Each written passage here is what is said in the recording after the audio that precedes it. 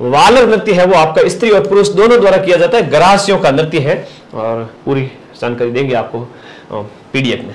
निम्न में से किस उद्देश्य की संप्राप्ति पर विद्यार्थी किसी मानचित्र में अंकित अशुद्धियों को सही कर लेता है? किस उद्देश्य की संप्राप्ति पर अशुद्धियों को सही कर लेता है विद्यार्थी?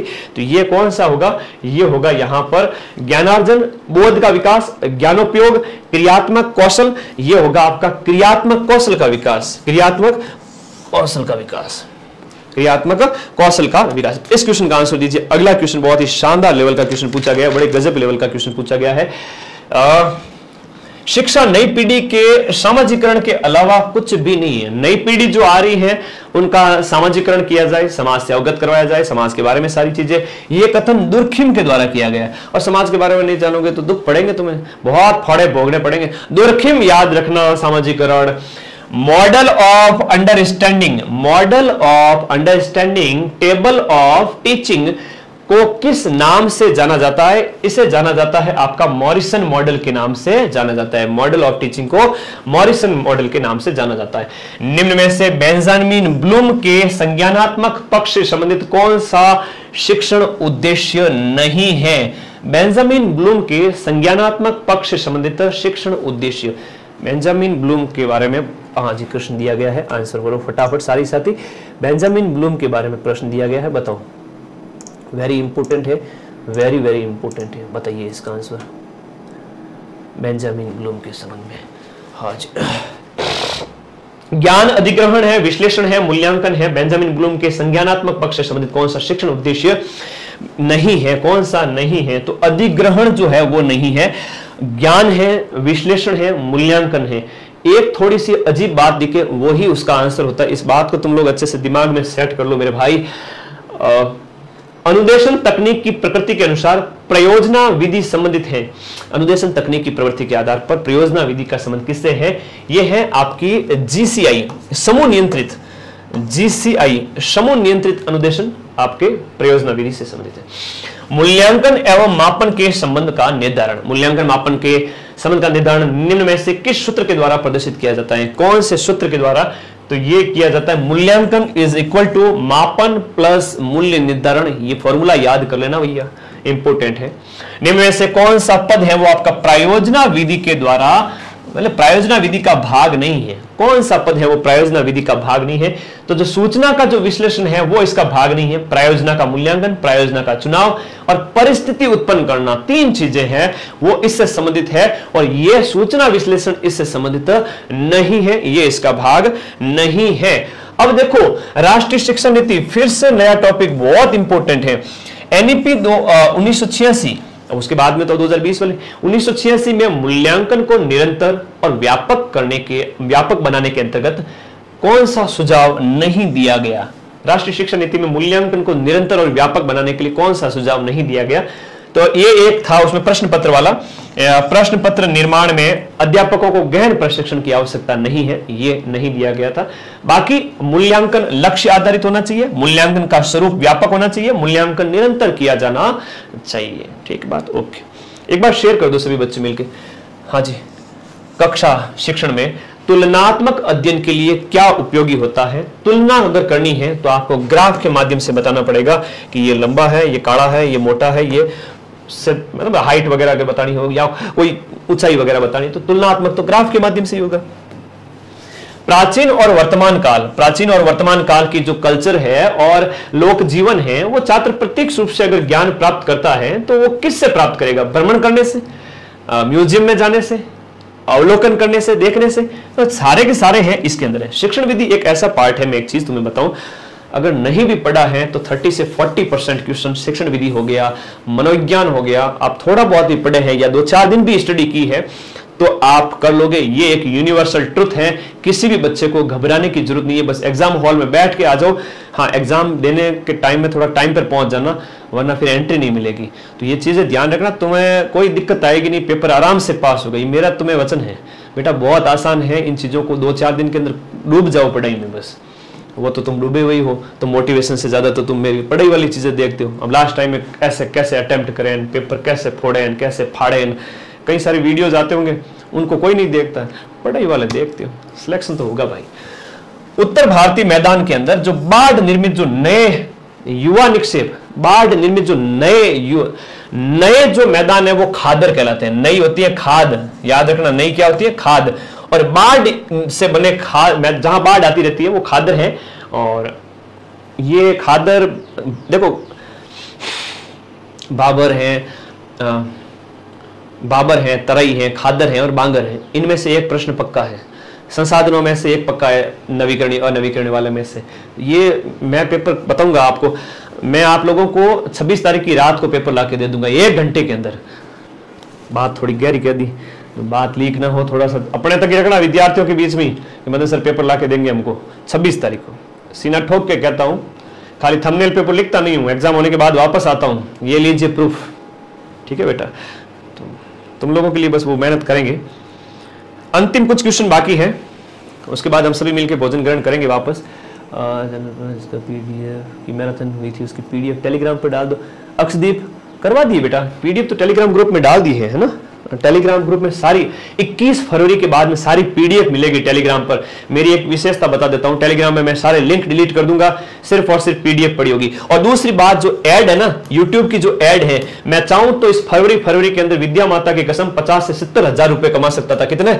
50 से 70 हजार रुपए एक्स्ट्रा कमा सकता था। इतने व्यूज आ रहे हैं लाखों की संख्या में, इतना पैसा मुझे मिल सकता था। पर मां सरस्वती की कसम, मैंने उनमें से 50 हजार की बजाय यहाँ कुछ एक वीडियो पर ऐड ऑन है, मतलब सिर्फ 3 से 4 हजार रुपया ही मुझे मिलेगा। ये तो वो खैर कुछ एक वीडियो होंगे, मैं तो वो भी नहीं लेना चाहता। पर ये ऐड बंद क्यों की सर आपने? ये 50 से 70 हजार रुपए क्यों नहीं लिए? मैंने सीईटी के टाइम में भी ऐड बंद की थी, वहां भी चाहता था तो मैं 50 से 70 हजार कमा सकता था। तो डायरेक्टली 70-75 हजार रुपए में हर जब भी एग्जाम नजदीक आता है ऐड बंद कर देता हूं, मैं नहीं लेता वो पैसा। 1.25 लाख रुपए कम नहीं होते। तो ये ऐड मैंने इसलिए बंद की ताकि एग्जाम में बच्चे को इतना डिस्टर्बेंस होता है, वो चाहता है कि ऐड नहीं आए। कोई भी चैनल जाके देख लेना, बड़े से बड़ा, छोटे से छोटा, पुराने से पुराना, सब पैसा पैसा पैसा, किसी ने ऐड बंद नहीं की। मैं ये कोई तारीफ नहीं कर रहा अपनी, मैं इतना बता देता हूं, विद्यार्थी को डिस्टर्बेंस नहीं होना चाहिए, इसलिए ऐड बंद करने की इतनी तो हिम्मत होनी चाहिए टीचर के अंदर। 2 दिन बच्चे अब बार बार ऐड आ रही है, डिस्टर्बेंस नहीं होता ही है।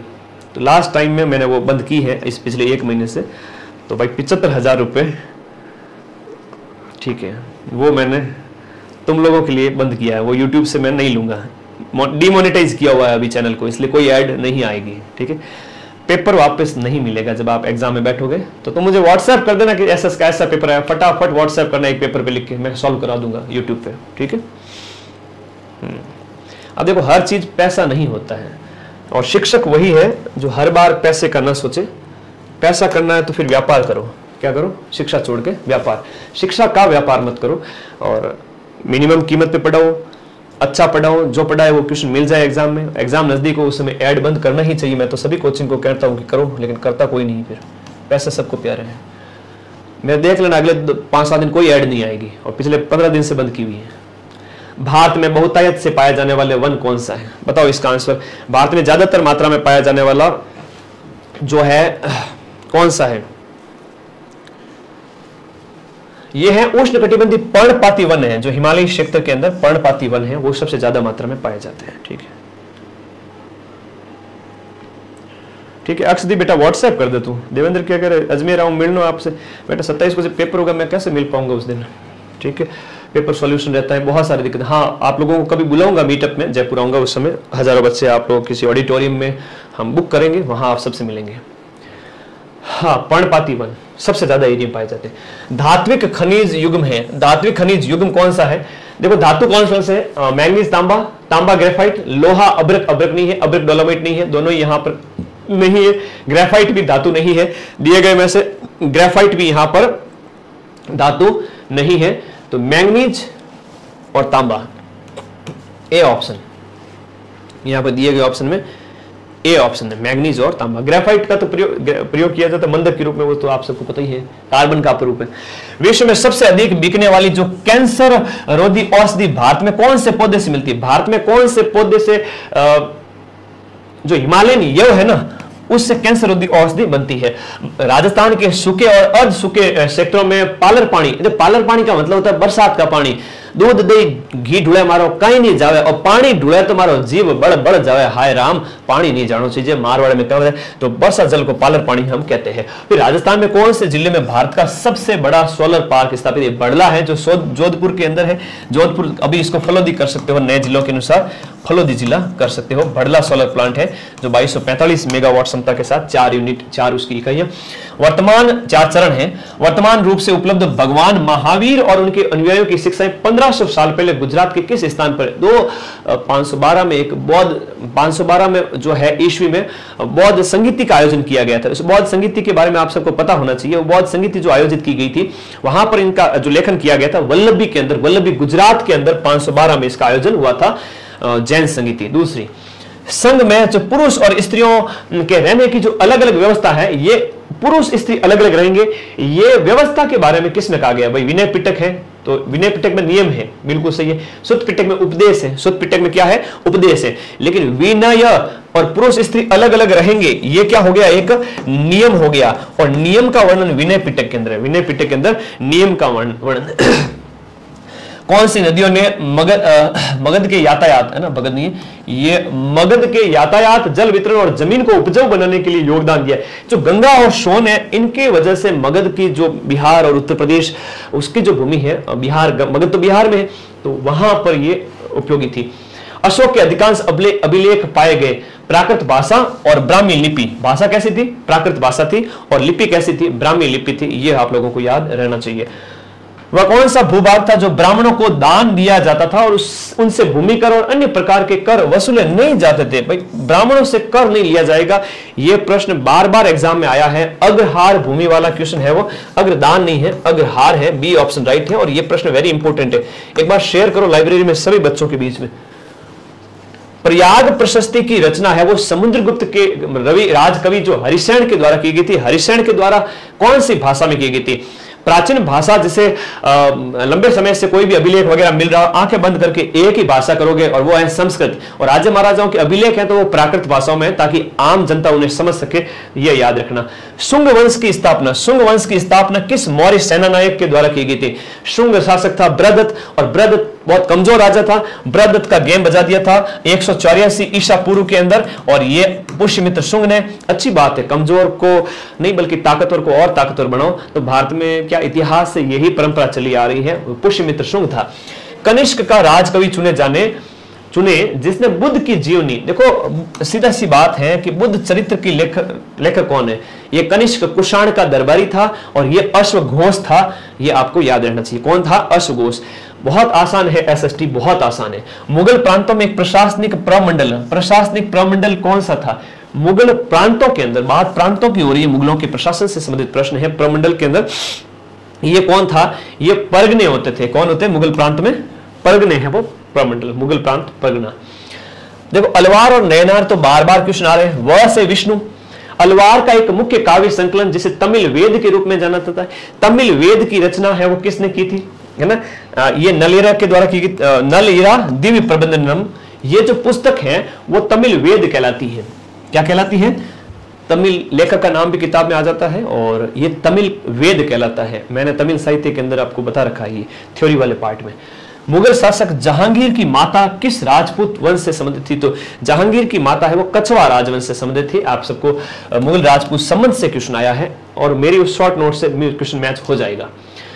ये फल एक दिन हमारे ही मुंह में आकर गिरेंगे। अब 1851 में गवर्नर जनरल जो लॉर्ड डलहौजी था, जो हड़प नीति अपना रहा था, ये अवध रियासत के बारे में कहा था। 1853 में जिसका विलय कर लिया था, अवध के बारे में कह रहा था।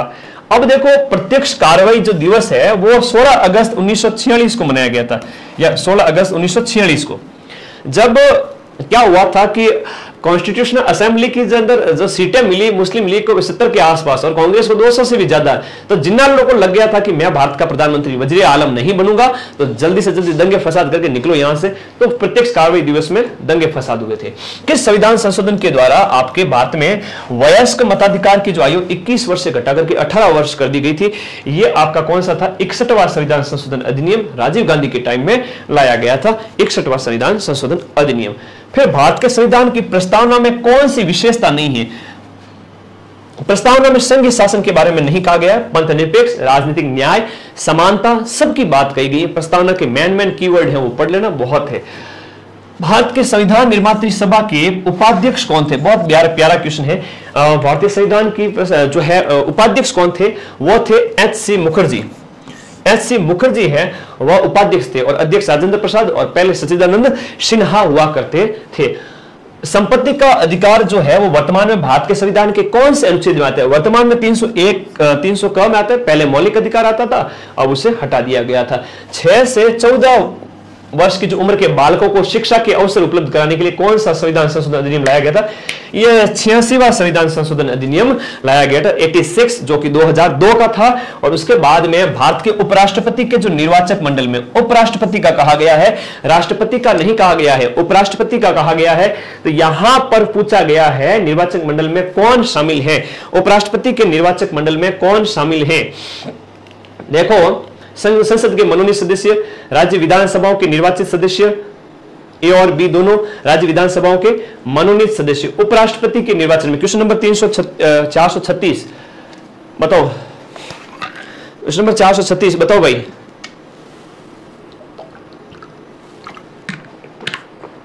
मनोनीत किसके अंदर भाग नहीं लेते? राष्ट्रपति के अंदर भाग नहीं लेते। तो यहां पर उपराष्ट्रपति में भाग लेंगे कि नहीं लेंगे? विधानमंडलों के निर्वाचित सदस्य, हाँ जी, तो मनोनीत और ये दोनों हो गए। मनोनीत जरूर आएंगे, निर्वाचित उपराष्ट्रपति के अंदर नहीं आएंगे। चलो अगले क्वेश्चन में देखो, भारत के उच्चतम न्यायालय से परामर्श करने की राष्ट्रपति की जो शक्ति है ना, वही परामर्श करने की न्यायालय से, वो भारत के संविधान के कौन से अनुच्छेद के अंदर वर्णित है? तो ये आर्टिकल है 143 जो है वो परामर्श के संबंधित है, सुप्रीम कोर्ट और राष्ट्रपति। फिर भारत के संविधान में किस भाग के अंदर आपके शहरी स्थानीय निकाय की व्यवस्था है? शहरी स्थानीय निकाय की व्यवस्था भारतीय संविधान के भाग कौन सा है? 9 क है। अब 9 क है, उसके अंदर आपके शहरी स्थानीय निकायों के बारे में कहा गया है। फिर देखो यहां पर नेक्स्ट, इसके अंदर राष्ट्रीय बाल अधिकार संरक्षण आयोग में न्यूनतम कितनी महिला सदस्य होना जरूरी है? राष्ट्रीय बाल बाल अधिकार आपके सिलेबस में है, बाल मुद्दे, इसमें क्या है कि न्यूनतम महिला सदस्य 2 होने चाहिए। न्यूनतम कितने? 2 होने चाहिए। अब देखो अगला जो क्वेश्चन है आपका, भारत के संविधान के अंदर जो अनुच्छेद 74 है, और ये एसएसटी के अंदर 3 एसएसटी के जो एग्जाम हुए 8 पेपर में से 3 पेपरों में बार बार पूछा गया था कि अनुच्छेद 74 के तहत राष्ट्रपति किसकी सलाह से काम करता है? राष्ट्रपति मंत्री परिषद की सलाह से काम करता है, जिसका हेड है वो प्राइम मिनिस्टर होता है। 74 के अंदर कहा गया है। फिर अगला क्वेश्चन आपका देखो, निम्नलिखित में से कौन सा आंतरिक ग्रहों का संबंध है? ये एसएसटी के अंदर 2 बार क्वेश्चन पूछा गया। आंतरिक है बुध शुक्र पृथ्वी, बुध शुक्र पृथ्वी मंगल, बुध शुक्र पृथ्वी और मंगल ये आंतरिक है, और बाहरी में बुध शुक्र मंगल पृथ्वी, बृहस्पति शनि अरुण और वरुण ये बाहरी है। निम्नलिखित में से क्रमशः अक्षांश और देशांतर के संबंध में सही अभिव्यक्ति है? अक्षांश और देशांतर के संबंध में सही अभिव्यक्ति कौन सी है? हाँ जी,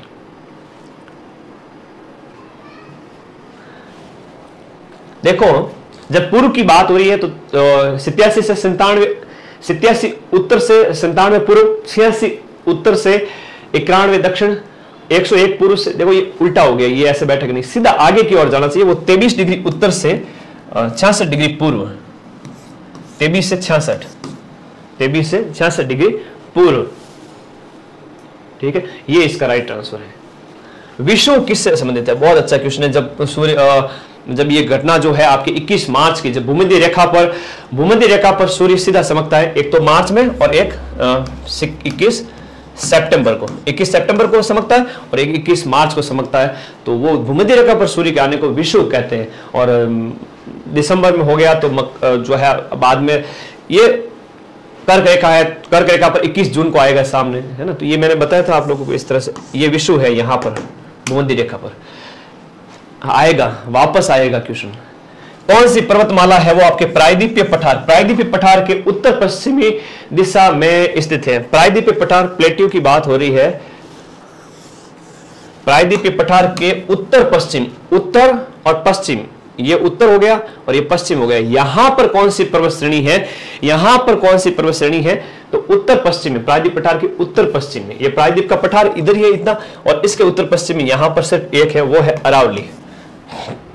बाकी विंध्याचल वगैरह वो पठार के अंदर ही आती है, और अरावली है उसके उत्तर पश्चिमी डायरेक्शन में स्थित है। अगर एग्जाम में तुम्हें दिया हुआ है कि सर सतपुड़ा विंध्य वगैरह ये भी तो है ना, ये बेटा यहां रह जाती है, ये यहां रह जाती है और दोनों दी गई है, इसका मतलब आपको अरावली ही करना है, क्योंकि अरावली उत्तर पश्चिम के अंदर, अरावली ऐसे जाती है ना। तो थोड़ा अपने दिमाग का इस्तेमाल करना, अपने को डरना नहीं है, और बहुत आसान सा प्रश्न पूछा है और सिंपल सा है, बस दिया गया कि दो, तो अपने को तीसरे की ओर जाना है। आंसर मैच करने का दिमाग के अंदर तरीका ऐसा माइंडसेट लेके जाना कि जीत तुम्हारी होगी बस।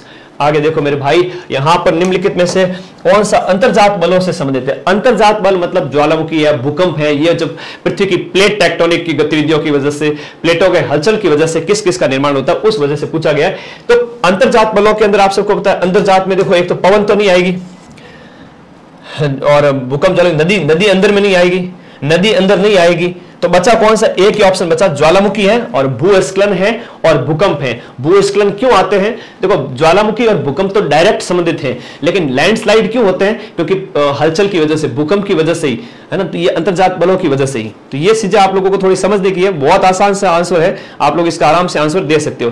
फिर मैं अगले प्रश्न की ओर चलूं तो वो देखिएगा, लास्ट 40 क्वेश्चन और है, शेयर कर दो, सभी बच्चे मिलकर शेयर करो।